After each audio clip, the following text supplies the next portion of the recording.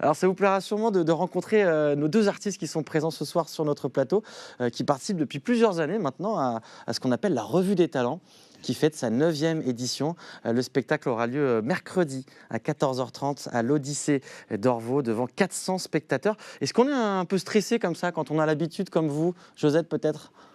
Je l'ai stressé un petit peu la première fois. Ouais. Ça fait 3 ans. On est devenus des habitués.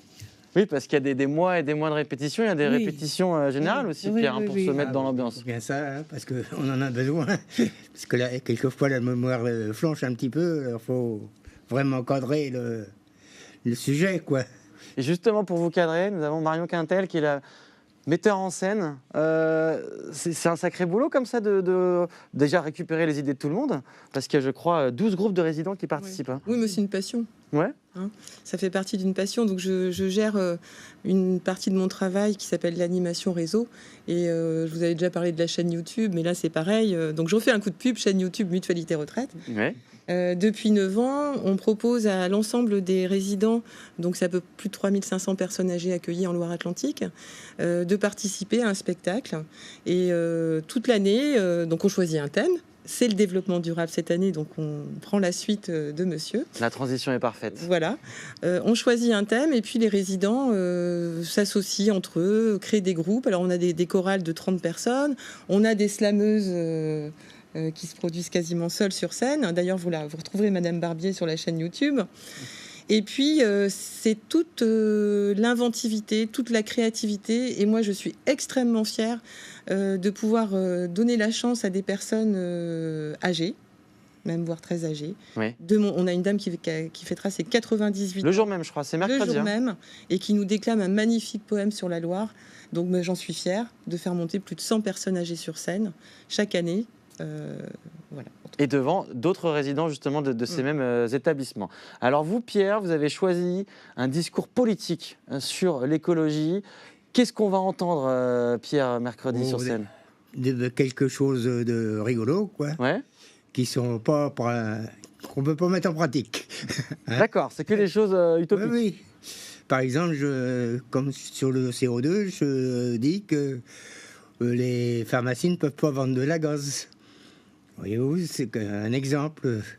C'est un texte que vous avez écrit? Oui, c'est un texte que j'ai écrit, qui dure 5-6 minutes à peu près. D'accord. Il n'y a que des choses comme ça qui sont irréalisables dans le concret maintenant. Hein. Qu'est-ce que ça vous apporte de participer à un spectacle comme ça, d'écrire?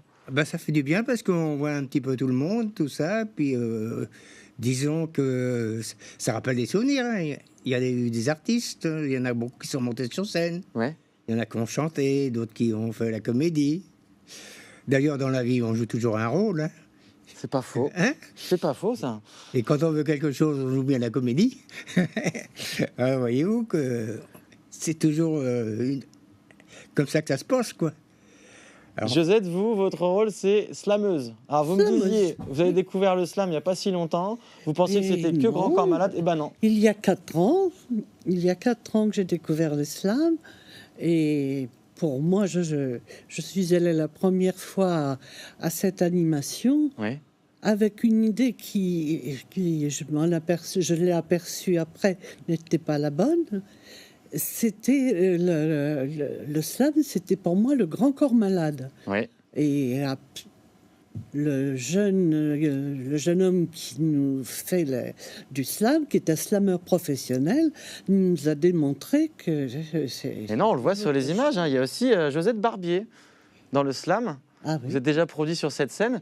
Oh, oui. Et l'année dernière aussi. D'ailleurs, le thème de l'année dernière était aussi engagé. On parlait du droit des femmes. Oui, les femmes à la une. Effectivement. Ah, oui. C'était un moment où on parlait tellement du harcèlement et tout ça. Et le thème femmes à la une, c'est très large. Et vous avez d'ailleurs écrit un texte à cette occasion. Ah oui. Est-ce que vous voulez nous faire un petit extrait en slam? Volontiers. Alors, la femme, quel sujet complexe pour susciter les talents. Depuis des siècles, l'homme la décline en poème. Le peintre la couche sur la toile, sur tous les thèmes. Et le sculpteur caresse la pierre comme le ferait un amant. Il y a 400 ans, Molière proclamait « La grande ambition des femmes est d'inspirer l'amour ». Monsieur Molière, que vous étiez naïf ou que vous étiez sourd. Les femmes aspiraient à bien d'autres espaces dans la société. Merci beaucoup, Josette. Je crois que ça faisait 2 paragraphes, là, non? Oui. Vous allez nous faire 2 paragraphes. Oui. C'est très beau.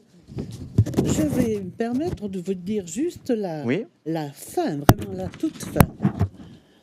Il fallait un poète pour mettre fin à mon discours. Ainsi, Louis Aragon, à Elsa Triolet, tous deux fous d'amour, la femme est l'avenir de l'homme. C'est dit, vous avez raison, Josette. Marion, vous avez ce que vous pratiquez aussi, ce que vous mettez en place en tout cas, c'est aussi du travail inter-établissement. Le but, c'est que tout le monde se mélange aussi. Oui, le but, c'est que tout le monde se retrouve et prenne du plaisir à échanger, à répéter, à boire un coup aussi, lors des goûters. Et puis, je voulais rajouter aussi que pendant 7 ans, on choisissait des thèmes. Alors, les thèmes sont choisis par les personnes âgées, enfin une majorité en tout cas. Ouais. Des thèmes un peu plan-plan, enfin... sur les mariniers par exemple, sur les vendanges et le raisin. Et depuis l'année dernière où on a, je crois que ça a été aussi le décès de Simone Veil qui a provoqué ce choix, Oui, c'est vrai. où on a choisi ce thème qui s'appelait les femmes à la une. On a eu des résidents mais plus engagés que nous finalement, plus féministes que nous, en disant faites attention les filles, tout n'est pas gagné, il faut continuer. Et c'est pour ça que cette année, le spectacle s'appelle Les Passeurs d'avenir.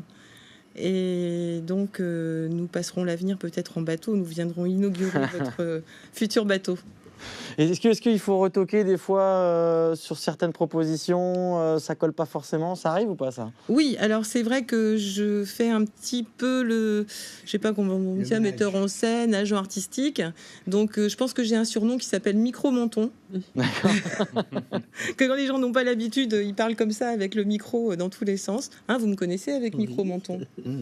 Voilà. Et c'est vrai que le jour du spectacle, je suis à la régie avec les différentes sonorités qu'on doit passer ou les PowerPoint aussi, les images. Mais c'est un vrai plaisir. Et justement, le résultat final, ce sera la grande soirée, le grand après-midi, pardon, de mardi à 14h30 devant justement des résidents de vos établissements. Mercredi. C'est ça. J'ai dit autre chose? Mardi. C'est bien, c'est mercredi. Vous voyez l'affiche. Ne m'écoutez pas, c'est bien mercredi à l'Odyssée. Alors, merci beaucoup à tous les 3 d'être venus.